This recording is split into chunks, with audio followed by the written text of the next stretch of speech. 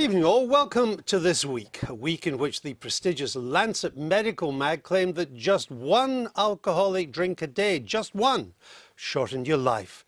Now, when I looked at the cumulative size of this show's Blue Nun bar bills, there was only one inescapable conclusion.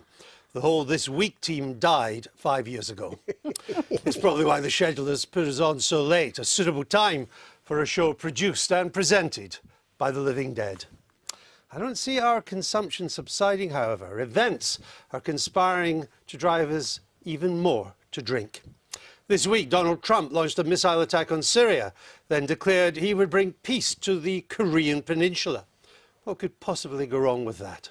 Barman, just pass the bottle. In Britain, Jewish Labour MPs revealed a sickening catalogue of vile anti-Semitic abuse, nearly all of it, they thought, from left-wing supporters of their own party. At one stage, I had to pinch myself that I was watching the House of Commons in 2018 and not the Reichstag in 1932. And it's still not clear what the Labour leadership is going to do about this spreading stain on our national life. Barman, I'll have the same again, thanks. Then, just when you think British politics can't get any more depressing, along comes revelations of our treatment of the Windrush generation, a scandal so contemptible that it doesn't just demean the government that presided over it, but shames all of us who've allowed it to happen. It suddenly dawns on you that our country is letting in ISIS beheaders and torturers and enslavers to return to live among us because the going's got a bit tough for the poor dears in Syria. But it's prepared to contemplate the deportation of Caribbean grannies who've lived and worked here all their adult lives. Barman, just leave me the keys. I'm going to let myself out. Speaking of those who should have been deported from civilised public discourse years ago, I'm joined on the sofa tonight by two politicians who forced many of you to seek solace in the bottle. I speak, of course, of hashtag sad man on the left, Alice Johnson, and her debut, as we say in France, debut appearance on This Week, pretty hashtag the only way is Essex, Patel. Welcome to you both. Good evening. Pretty, your moment of the week. Diaspora. It's been the week of the Commonwealth, but I was with the Indian diaspora yesterday and the leader of India, Prime Minister Modi. The Prime Minister is here. Prime Minister of India is in town, and I attended an event that the Indian community had put on for him, which was incredible. And it was incredible to see British Indians celebrating an Indian Prime Minister in the United Kingdom, but demonstrating the sort of shared values that we have between our two cultures. And is the Indian Prime Minister feeling well inclined to Britain? Well, I thought he was on outstanding form yesterday, spoke very highly of our country, but also he spoke really highly of the strong relationship and the bond between our two countries, but also the people of the United Kingdom and the Indian. Of India. Yeah. OK. Alan? Well, I thought it was quite significant that at last some kind of talks are going on between North Korea and America. You referred to it. Trump has sent a very important head of CIA over there to have a kind of preliminary Secretary of State. Yeah. I wouldn't hold your breath, though, because for Kim Il-jong, he'll be thinking now, who was the last dictator who gave up their nuclear capability and what happened to them? And it was, of course, Gaddafi. Indeed. In Libya. And what happened there actually is a example of what Kim Il-jong is saying that he needs his nuclear weapons for. Oh, yeah. So I think it might be more difficult than the White House or Mr. Trump is making it out, but we shall see. We shall see. Now, the killing fields of Syria have claimed 500,000 lives over the past 7 years, displaced millions and turned millions more into refugees. But amidst the relentless carnage, about which they've managed to do nothing, Western leaders still retain a special revulsion for the use of chemical weapons. So when pictures appeared of civilians, including many children, suffering and dying from a chemical attack in a rebel-held suburb of Damascus, his atrocity wildly placed at the door of Syrian dictator Bashar al-Assad, the consensus among leaders in Washington, London and Paris was that a military response was essential.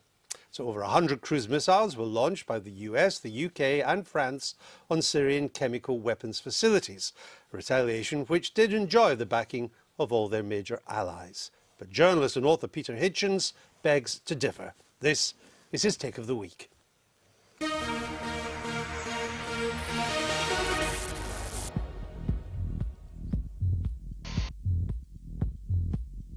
We all know the old cliche, that truth is the first casualty of war, but how often do we recognize that we are ourselves to blame for this?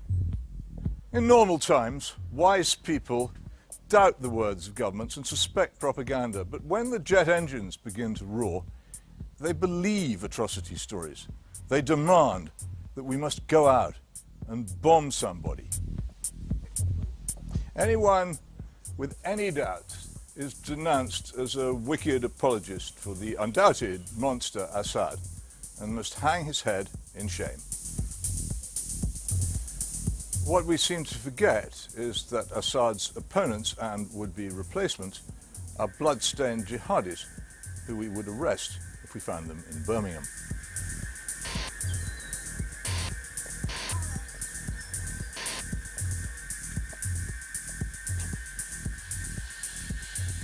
We somehow managed to forget that our overthrow of the monsters Saddam in Iraq and Gaddafi in Libya led directly to the migration crisis now convulsing Europe. And we put out of our minds the likelihood that more intervention in Syria will prolong that war, not end it.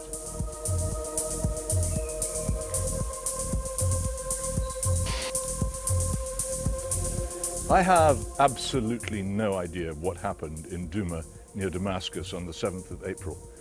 Most of the reports I've read or seen were prepared by people at least 70 miles away from uncheckable, unidentified sources.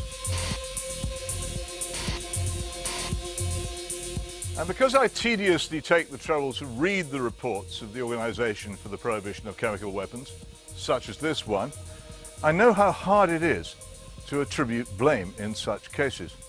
And I'm still waiting for a justification for the use of force.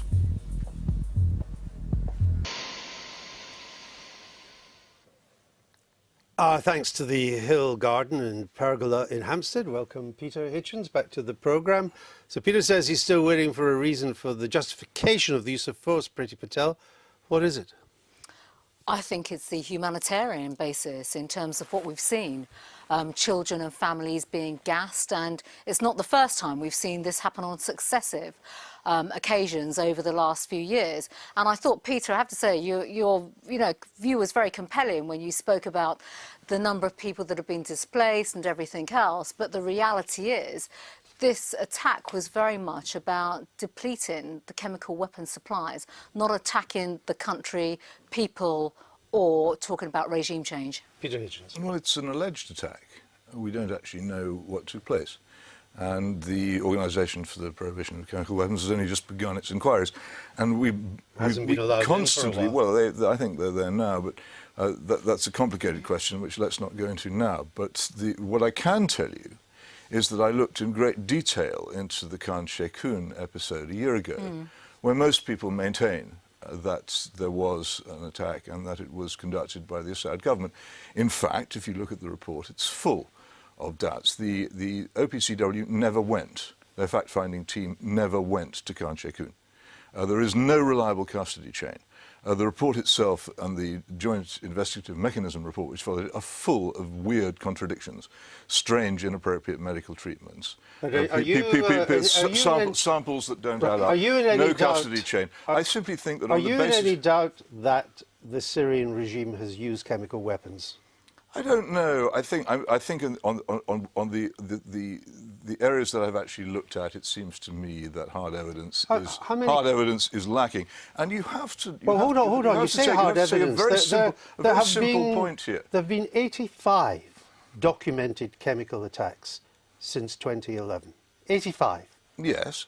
So who's behind them? Have you looked at these documents yourself? Yes, I have. Well, what do you find when you look at them? Do you find conclusive? So the Human Rights Watch group, backed up by 7 independent sources of corroboration, is just making it up. I didn't say that. You can say that if you want to. I said nothing of the kind. What I'm saying is much as Alan's former government colleague, Admiral Lord West, said. It's very odd that President Assad should behave in this way, given it's the one guaranteed way of getting the United States to take the side of the rebels against him. And it doesn't add the same argument is made by Peter Ford, Her Britannic Majesty's former ambassador to Syria, who knows Assad and has lived in the place.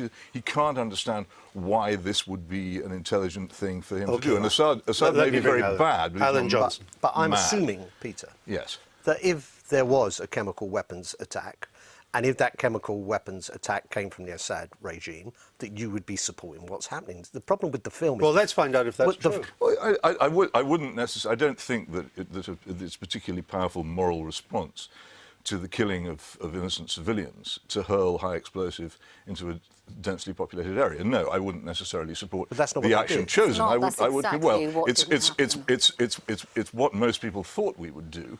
And if we didn't do it, it was because there was a sudden. Well, let's leave aside what most people thought we would do. Leave that aside. It's You not- weren't- Alan you Johnson weren't back. even asked as members of Parliament whether we should do Well, it that's or not. a separate issue. a different Well, it isn't a separate issue. Related issue, but It's a separate. rush- the point rush is to this. judgment, The point is the this. rush to Your judgment. your film starts on a false premise that the British public actually want to see the Bond. Actually, you probably speak for the British public on this. In fact, all the polling I've shown it was very sceptical about any attack. Well, I wasn't referring to the British public, actually. And as for the chemical weapons inspectors, as you know, they cannot apportion blame.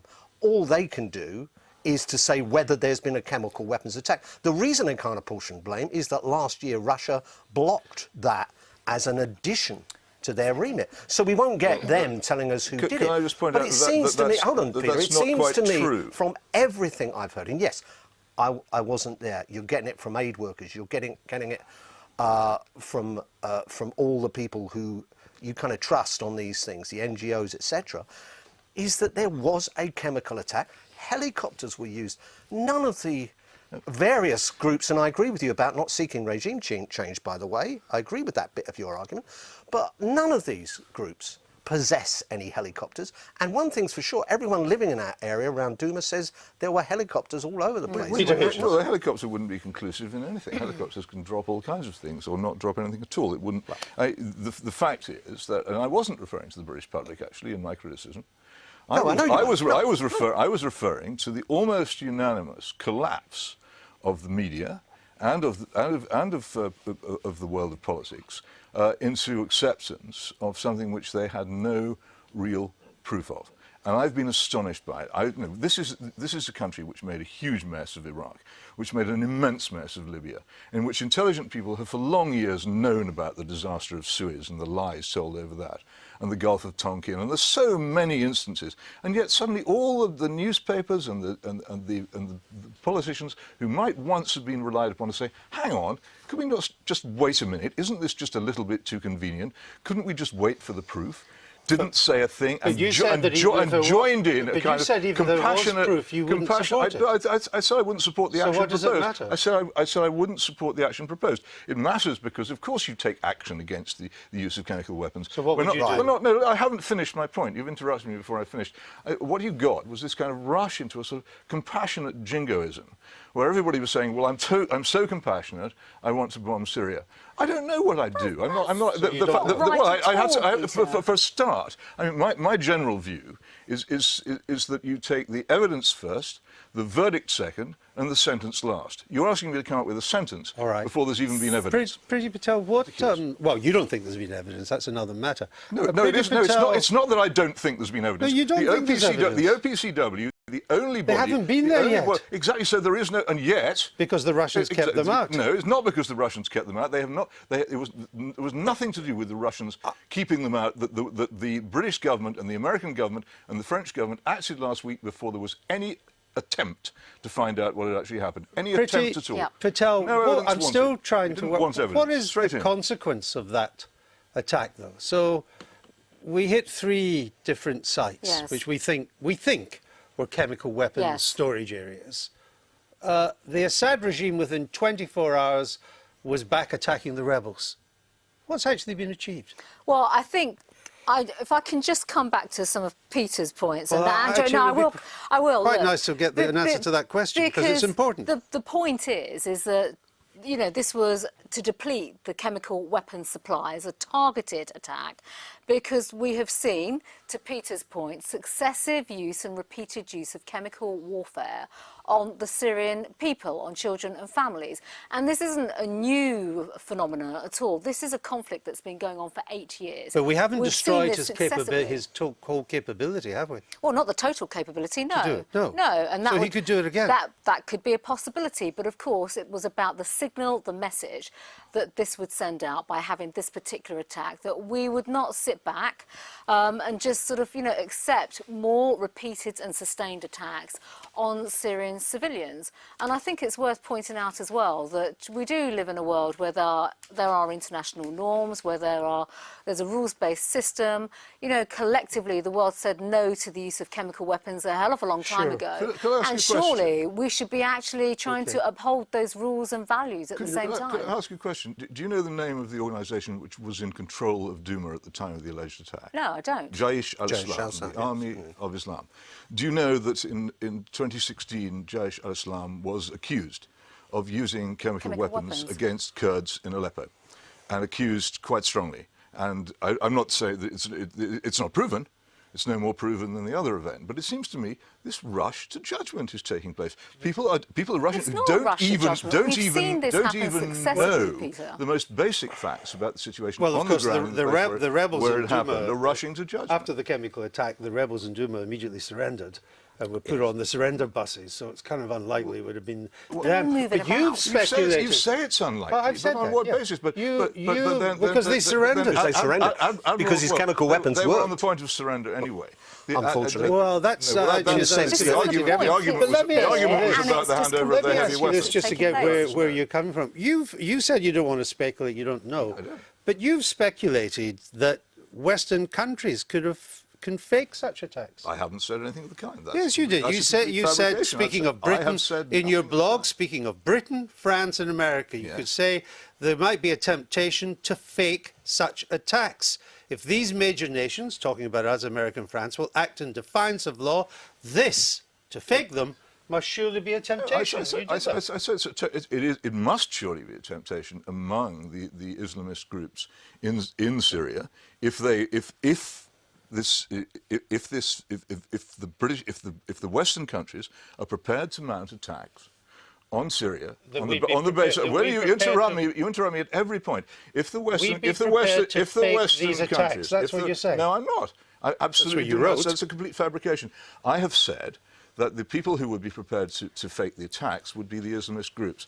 If it is the case that Western countries could be persuaded into it, you've got to check your researcher on that. I've read the blog myself. They've given you a bum If these steer. major nations will act in defiance of law, a fake attack, must surely be a temptation.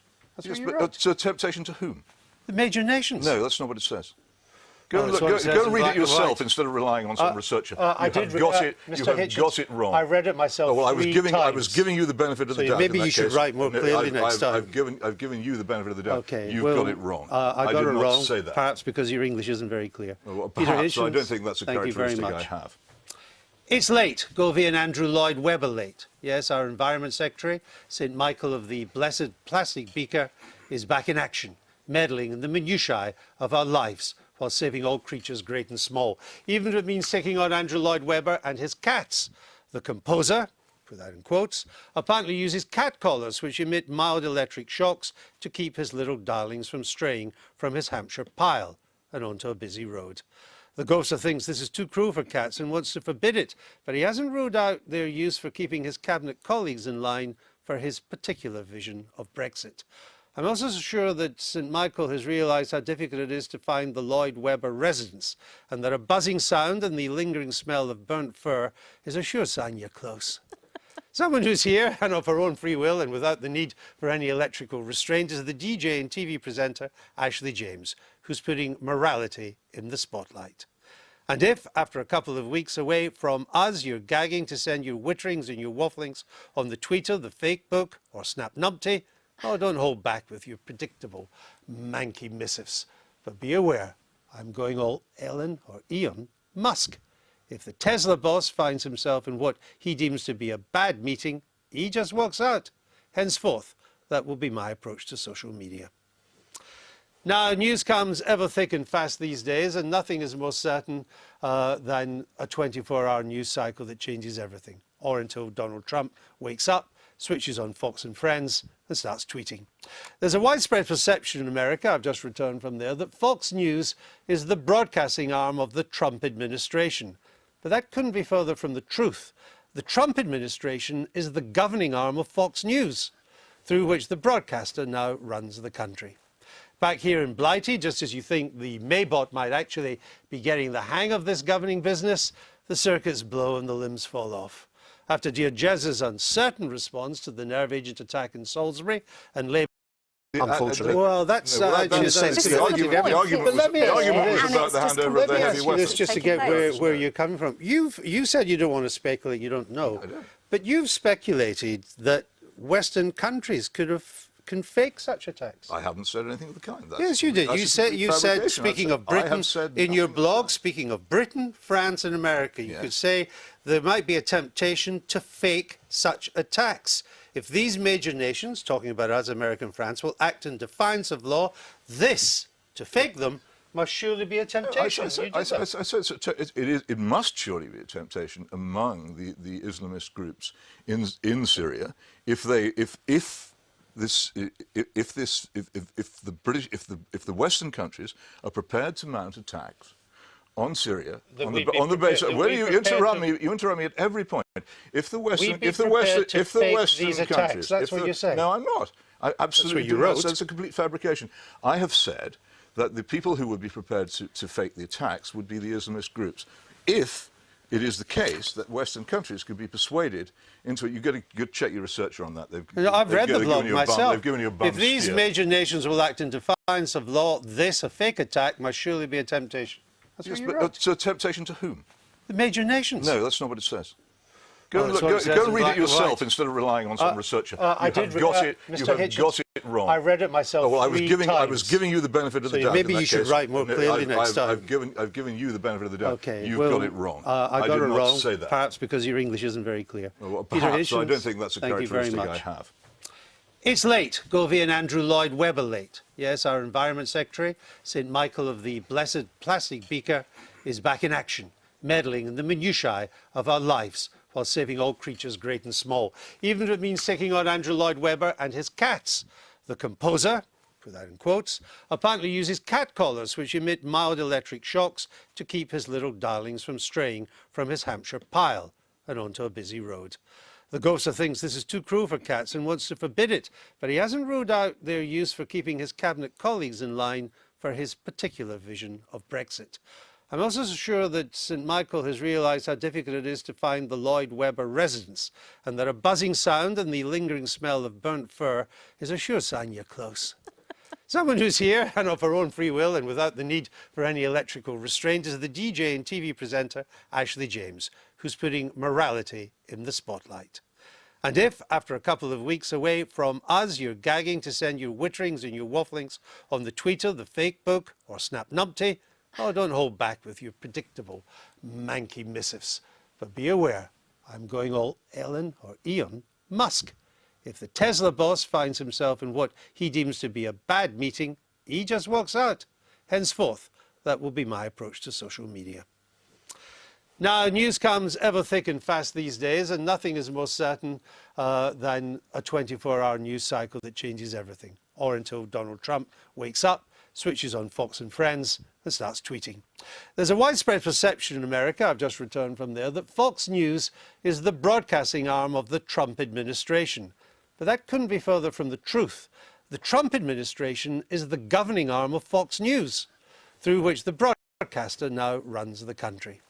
Back here in Blighty, just as you think the Maybot might actually be getting the hang of this governing business, the circuits blow and the limbs fall off. After Dear Jez's uncertain response to the nerve agent attack in Salisbury and Labour's unremitting and unresolved problems with anti-Semitism, it looked like the Tories were starting to edge ahead in the polls. Then came the scandal of the Windrush generation, an issue simmering on the back burner for too long, but which suddenly flared into the limelight, humiliating ministers, shaming the nation, and leaving folks wondering that perhaps robots aren't really human after all.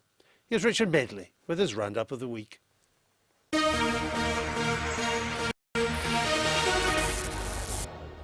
This week saw the government's and the opposition's dirty laundry aired in public. Well, I've got a few loads to shift myself, and Michael's gone off on holiday and left a fair bit for me to tackle as well. Thanks a lot, Michael. Still, at least it's a gorgeous day for it. Ah, how did these get in here? Michael must have forgotten to take them with him on holiday.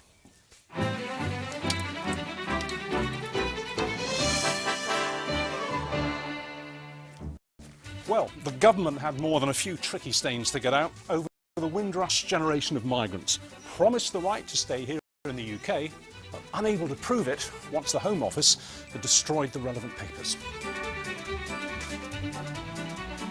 Home Office Minister Caroline Nokes lathered up just a little bit too soon, admitting to government mistakes before the Prime Minister or the Home Secretary had a chance to. We have made some mistakes, which we cannot continue to make, and I'm determined that we won't, because these people have contributed an enormous amount. But the Home Secretary and the PM were eventually forced to apologise for the government's less than squeaky clean handling of the children of Windrush. I am concerned that the Home Office has become too concerned with policy and strategy and sometimes lose sight of the individual. I want to apologise to you today because we are genuinely sorry for any anxiety that has been caused. Directly confronting the Prime Minister, Corbyn accused May of being personally responsible for this stain on her government's reputation. Yesterday we learnt that in 2010 the Home Office destroyed landing cards for a generation of Commonwealth citizens, and so have told people we can't find you in our system. Did the Prime Minister, the then Home Secretary, sign off that decision? But Mrs May wouldn't let Corbyn washboard her. No, the decision to destroy the landing cards was taken in 2009 under a Labour government. But there are those who are saying that Mrs May's reputation over Windrush is not quite as squeaky clean as she'd like us to believe. I think it was not just a question of the Home Secretary being told it was a challenging policy. The Prime Minister was as well, and this was a very contested piece of legislation across government departments. And there were some who saw it, I shan't name them, as almost reminiscent of Nazi Germany in the way it's working. There's nothing better, I always think, than a nice, clean, pressed pair of white Y-fronts. Ah, actually, Teresa, I think these are more your colour, aren't they? I'll polish the leaves, make them green again, shake out the trees, change the scene again, spring cleaning, getting ready for love. After that chemical weapons attack in Syria, Britain joined France and America in launching missile attacks on Assad's chemical weapons facilities. And Theresa May delivered an extremely robust defence of that. I'm absolutely clear, Mr Speaker, that it is Parliament's responsibility to hold me to account for such decisions, and Parliament will do so. But it is my responsibility as Prime Minister to make these decisions, and I will make them. Well, there was no fabric softener from Jeremy Corbyn. He pushed to make it harder for a government to take military action without the support of the Commons. This statement serves as a reminder that the Prime Minister is accountable to this Parliament, not to the whims of the US President. We clearly need a War Powers Act in this country to transform a now broken convention into a legal obligation. Turning up his nose at the smell of Corbyn's anti-war detergent was Jez's own backbencher, Chris Leslie. Those who would turn a blind eye, who would do nothing in pursuit of some moral high ground, should also be held accountable for once today as well. But refusing to scrub to the PM's rhythm, veteran Commons agitator Ken Clarke questioned the PM's decision to act without Commons approval. She says there was a problem of time, but surely, once President Trump had announced to the world what he was proposing, a widespread debate was taking place everywhere, including many MPs in the media, but no debate in Parliament.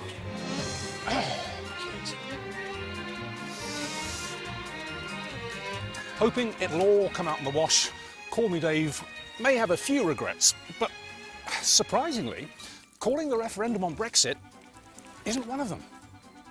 I don't regret holding a referendum. I think it was the right thing to do. Well, he may not regret it, but many do.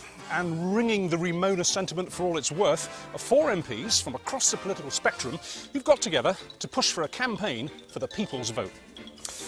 Hope I haven't stretched this one too thin. Pegging their hopes on what they carefully avoided calling a second referendum, the 4 called for the public to have a vote on the final terms of the Brexit deal.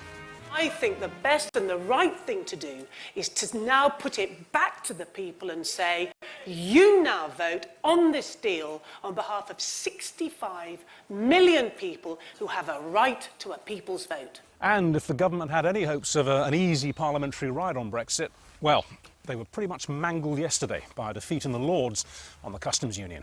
That there are times in one's political career where what is alleged to be party loyalty comes way behind trying to stand up for the national interest.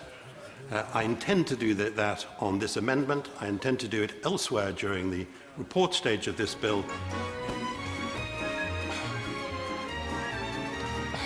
Well, Jeremy Corbyn's dirty laundry certainly overflowed from his wash basket this week, didn't it? With that parliamentary debate on anti-Semitism. Well, hoping to encourage their party to clean its act up were Jewish MPs Luciana Berger and Ruth Smeeth. One anti-Semitic member of the Labour Party is one member too many. Yeah. Within the Labour Party, anti-Semitism is now more commonplace, it is more conspicuous and it is more corrosive. I've been the target of a campaign of abuse, attempted bullying and intimidation from people who would dare to tell me that people like me have no place in the party I have been a member of for over 20 years. Ah, a lovely, clean pile of laundry. Oh, but what's this? A stubborn stain. I'm going to need something more caustic to get this out. Ah, this should do the trick.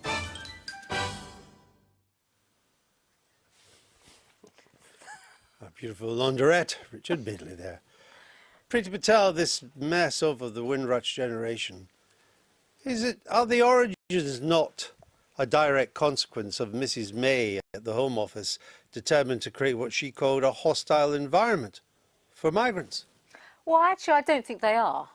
And I think this is a really awful situation that has come about. And I think, the Home Office have got to get on top of this and do the right thing now, I think. But the Home Office have people that are involved. Of course they've caused it, but I think it's wrong. But have they not caused it?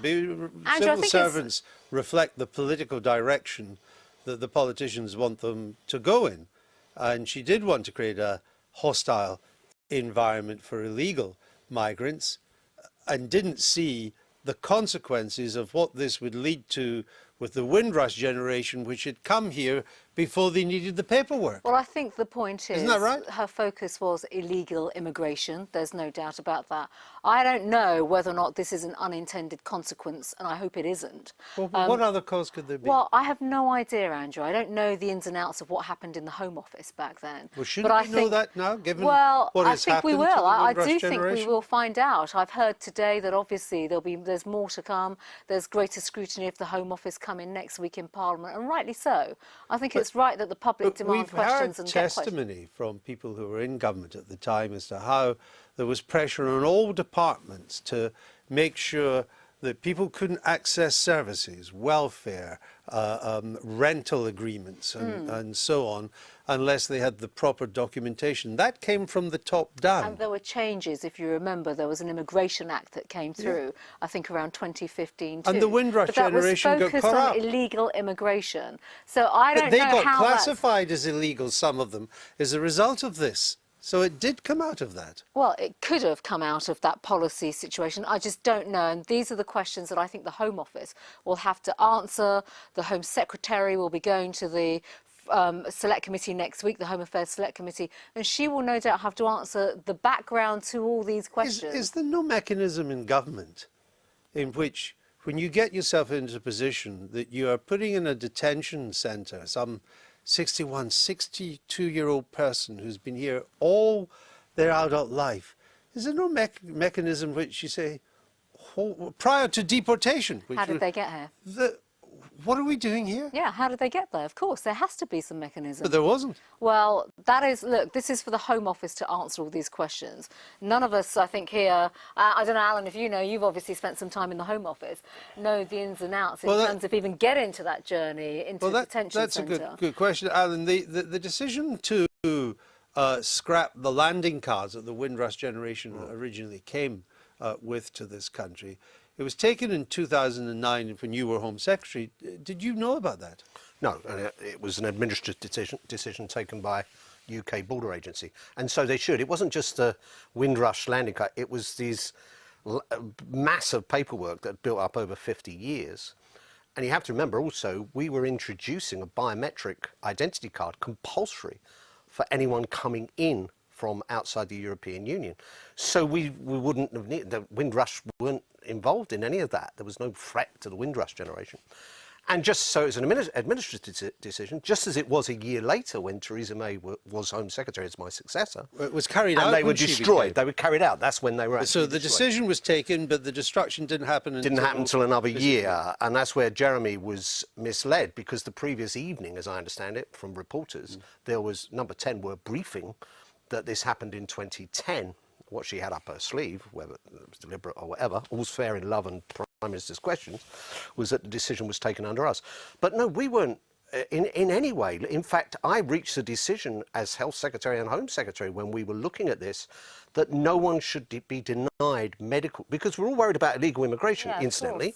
You know, have you used the phrase hostile environment? No, I don't. Ian Martin said it on Question Time. Ian Dale, I think it was. Ian Dale, was it? Have you? I can't remember every word I uttered No, I know. as Home Secretary. But saying there's going to be a hostile environment for people who come here illegally actually is not a terrible thing. Saying you're going to make it, you're actually going to include in that hostile environment people who came over here and were given British nationality and have been living here for years, withdrawing their medical care, losing their jobs, losing their driving licence is horrendous. Absolutely, it's completely wrong. And it did come, not just Theresa May, Nick Timothy's got a role in this, because I know, because she was my successor, you pick up what's happening. They went in, we're going to get net migration down to the tens of thousands, an impossible pipe dream, and they cracked down very hard. So, for instance, I know as a constituency MP, you might have had this, Pretty, people who were interpreters for the British Army in Afghanistan, where you never had a problem before. As soon as you made that clear, that was it. But no, that was no longer a hard and fast case to get that. And there were some well-documented cases back then. Interpreters were one, but also don't forget, part of this clamping down was obviously bogus colleges and things of that nature as well. So I think the point is the focus was rightly on illegal immigration. But the Windrush people got caught up in the wash. Well, of course. Of doing this. Well, somehow they have now. And nobody seemed to be able to step in and say, hold on, this isn't for, this is not for them. But is it just the Windrush generation? Until the media gave it publicity. I wouldn't call, I mean, Amber Rudd, I think, you know, she's in a difficult job, and I certainly wouldn't call for her head, but I think she was wrong to suggest to blame officials, because, you know, what you do as a cabinet minister, whatever party you're from, is you take the knock. And in actual fact, I would be very, very, you know, from my experience in the Home Office, very surprised if that wasn't driven from the top, with the special advisors and all that, bearing down on Home Office officials. Look, we've got to get these figures. Because of the numbers. Because of the numbers. Let me move on to the Customs Union. The House of Lords has voted that Britain should stay in the Customs Union even as it leaves the European Union. The stories in the papers tomorrow will show that the European Union has thrown the government's proposals for what the customs arrangement should be back in their face, that they don't want anything to do with them. You could lose on this, couldn't you? There may not be a majority for a customs union in the House of Commons. So look, I think it's tricky, but I think, to be fair, in the House of Lords, we knew this would not be an easy ride at all. I think, you know, this was always on the table in terms of the customs union. I think the reality is, you know, the Lords are right to have the scrutiny of the bill, have the debates that they are having. But I do think now, and I haven't seen the reports in tomorrow's papers, but I do think the government will, you know, it's got to come back to the House of Commons. We're going to have to debate all the amendments and have the discussions all over again. But the government will have to come up, obviously, with the right kind of measures that obviously will look to address the questions, the wider questions around customs, delivery. Sure. But it has. It's made these proposals to the European Union, and Mr Barnier says none of them is workable. Now, it's a negotiation. That may change. But my question is, if the Lords has voted that way, that's the attitude of the EU, I'm not sure there is a majority in the Commons for a customs union. I think... for coming out of the union. Customs union. Look, I think this has got to come back to the House, and obviously we will have the discussion at the time. But I think in terms of what Barnier is saying as well, that is something for the Brexit team and obviously the Prime Minister as part of the negotiations. Could you contemplate a Brexit and still stay in the customs union? No, I don't think we can have a hokey-cokey option where we've got 1 foot in, 1 foot out. I think, you know, the Prime Minister has been pretty clear from day one, and I know it's been a challenging year on Brexit, full stop, that she's, you know, she wants to deliver on the vote that the British public voted for in the referendum. So to be authentic and stay true to that, we're going to have to find the right arrangements on the customs question. This becomes quite a big issue now, I would suggest. Yes. Because it's not clear that there's a majority in the Commons for the government's policy on the customs union. No, I think they're going to get defeated in the Commons, and I think they're going to get defeated for good reason. You know, all the debate, me and Priti were on different sides in the debate, but what most people said who wanted to come out, sane, rational people, you know, they said, look, fine going in the common market, but it's changed. The common market was the customs union.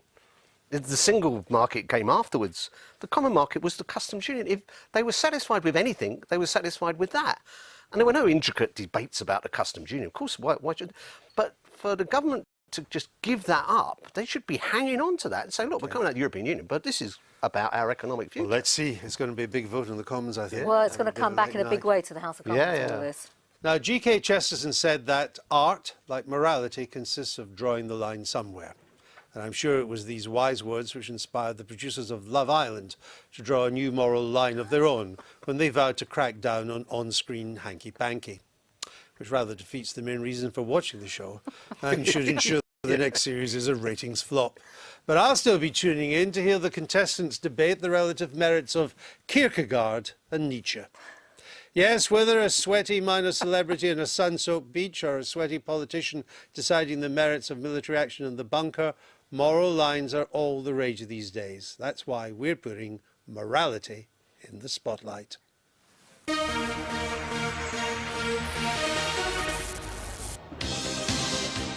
Stop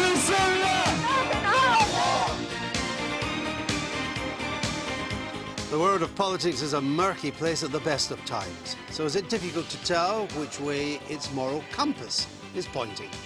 Across the Atlantic, it appears to be spinning wildly. So much so, the former director of the FBI, James Comey, had this to say about Donald Trump. I don't think he's medically unfit to be president. I think he's morally unfit to be president. Unhappy with Theresa May's decision to take part in airstrikes against President Assad, Stop the War campaigners were keen to exercise their moral judgment. Theresa May, dare I say? Airstrikes, no way! More used to the high ground than most, #1 diver Tom Daley made a splash when he questioned the morality of some Commonwealth countries that still criminalise homosexuality. We need to make sure that we try and get as many countries or as many nations within the Commonwealth to, decriminalise LGBT people. Meanwhile, actor Patrick Stewart thinks Brexit is a moral issue and urged Britain to boldly go where we've already been before. Jean-Luc Picard from Star Trek and Charles Xavier from X-Men were excellent, admirable individuals. They would have voted Remain. Perhaps we should look to reality TV for some moral guidance. The producers of Love Island have announced the next series will clean up its act. DJ and TV presenter Ashley James thinks we're in danger of losing our sense of right and wrong. Is there anyone out there who can help?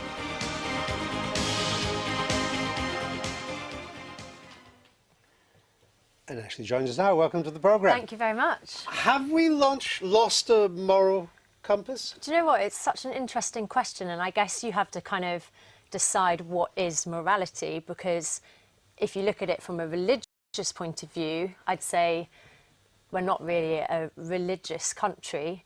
And even when you look at religion, I'd say that a lot of people would see it as quite outdated, some of the values, especially with the Catholic Church. And so, yeah, it's kind of like an interesting topic of debate, I would say. And but when we were a much more religious country, yeah.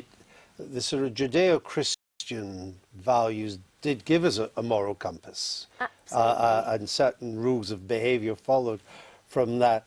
What I'm not quite sure now is, given that we are much less of a religious, certainly much less of a Christian country than before, where does the moral compass come from? Who provides it now? That's the thing. I suppose we have to follow the law, but I think the problem is, and I think one of the great things and negative things of social media are things are a lot more transparent, and I think we are more suspicious of politicians and the police and anyone in authority than we used to be, so we question things a lot more than we would have done in the past, I think.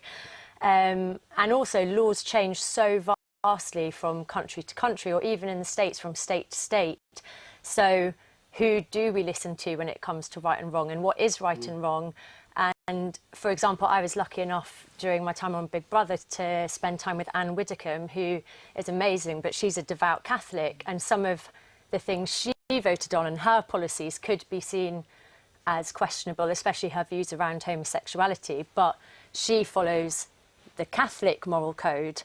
So I think, yeah, it's just, I think we need almost like a highway code of morality in a way that we decide. Who writes that highway code? Yeah, well, I guess it's another thing like Brexit, isn't it? It's like, do we give it to the public? Because what will we come up with? We are a nation that came up with Boaty McBoatface, so... It just doesn't augur very well, does it? Well, do you think there's a role for the family here in terms of values? Because obviously, you know, we all look to others within our peer group, our family as well. Yeah, and I think this is interesting because I think it comes from the family, but also definitely for younger generations, I'd say rather than the Pope or politicians, we look to celebrities and, you know, who is a role model and what defines a role model, and are celebrities doing enough to be good role models? And even in the... would we really want celebrities to be role models?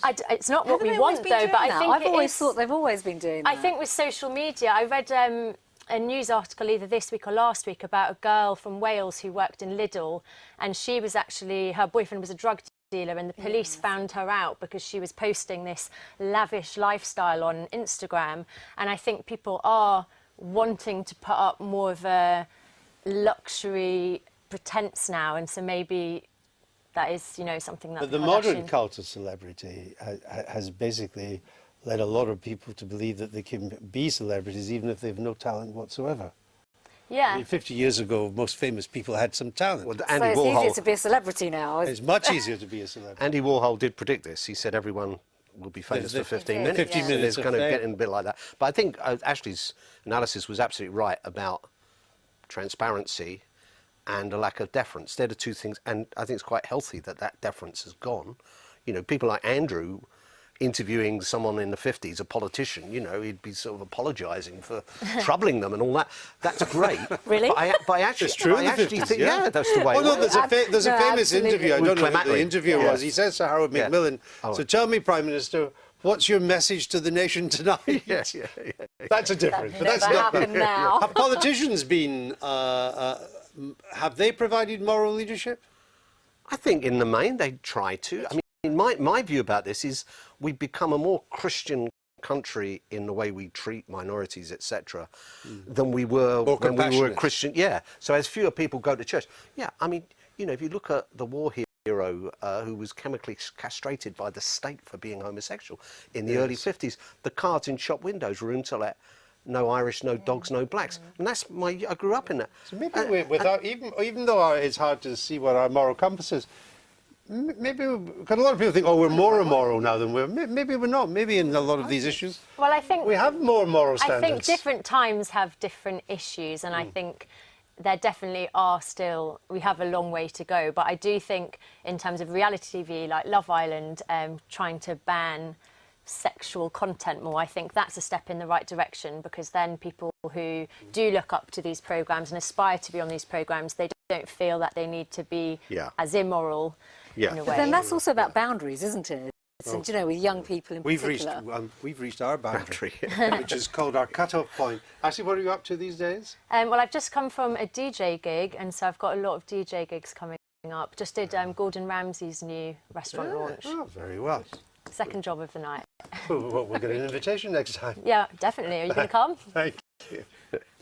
Now, that's your lot for tonight, folks, but not for us. We're off to Lulu's, where it's a Star Trek themed night featuring actor Patrick Stewart, who, as we know, says his character, Jean-Luc Picard, would have voted to remain in the EU referendum, which is a pretty remarkable political insight, given that he's French, he's non-resident in the UK, and he won't be born for another 300 years. But enough nitpicking. We can't wait to find out what Spock thinks about quantitative easing, Dr. McCoy's ideas for reducing NHS waiting lists, and Scotty's solution to Scotland's systemic fiscal deficit. On second thoughts, just beam me up to the Blue Nun Bar. Nighty-night, don't let the first Saudi cinema goers in 35 years bite.